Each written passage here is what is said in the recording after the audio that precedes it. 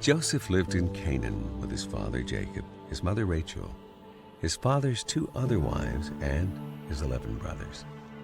When Joseph was 17 years old, a series of wonderful and terrible things happened to him, setting into motion events that would change history. Joseph often tended his father's flocks with his brothers, and one day Joseph told his father about some bad things his brothers had done while out in the fields with the sheep. Everyone in the family thought that Joseph was Jacob's favorite son, and it made his brothers dislike him. When Jacob gave Joseph a beautiful coat of many colors, it proved their suspicions were true, and it made his brothers hate Joseph. One night, Joseph had a dream, and he told his brothers about it. Joseph said, "We were out in the field tying up bundles of grain. Suddenly, my bundle stood up, and your bundles all gathered around and bowed low to mine." His brothers responded, "So you think you will be our king, do you? Do you actually think you will reign over us?" And they hated him even more because of his dreams and the way he talked about them. A few nights later, Joseph had another dream, and this time he told his father as well as his brothers about it. "Listen, I have had another dream," he said. "The sun, moon, and 11 stars bowed low before me." Jacob scolded him. "What kind of dream is that?" he asked.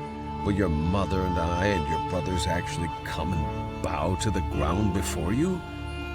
While Joseph's dream made his brothers jealous, his father wondered what the dreams meant. Soon after this, Joseph's brothers took their father's flocks to Shechem to graze. When they had been gone for some time, Jacob sent Joseph to check on his brothers and the flocks. Joseph was to come right home and give his father a report. When Joseph arrived in Shechem, a man from the area noticed him wandering around the countryside and told him that his brothers had moved on to Dothan. So Joseph followed his brothers to Dothan and found them there. When Joseph's brothers saw him coming, they recognized him in the distance. "Well, here comes the dreamer," they said. "Let's kill him and throw him into one of these cisterns. We can tell our father a wild animal has eaten him. Then we'll see what becomes of his dreams." But when Reuben, the oldest brother, heard of their scheme, he came up with a different plan. "Why should we shed any blood? Let's just throw him into this empty cistern here. Then he'll die without having to lay a hand on him." Reuben was secretly planning to come back to rescue Joseph and return him to their father.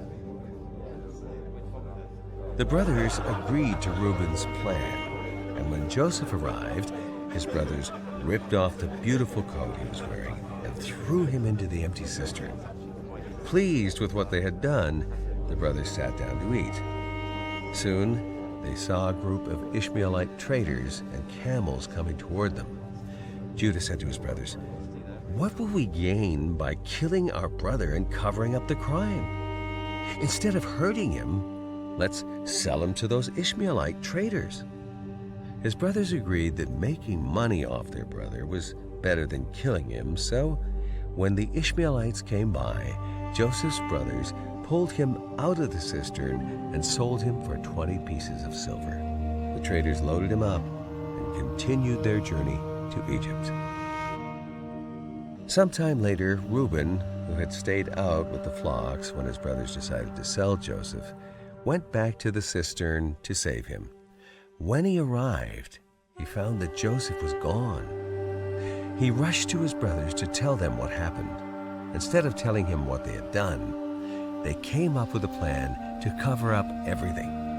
They slaughtered a goat, tore up Joseph's beautiful coat, and dipped the shredded coat into the blood. When they returned home, they showed their father the blood-stained coat. They said, "We found this. Do you think it's Joseph's?" Jacob looked at the coat and knew that it was his son's. He was so overcome with sadness at the loss of his favorite son that no one in the family could comfort him. Meanwhile, The Ishmaelite traders had arrived in Egypt, where they sold Joseph to Potiphar, the captain of the guard of Pharaoh's army.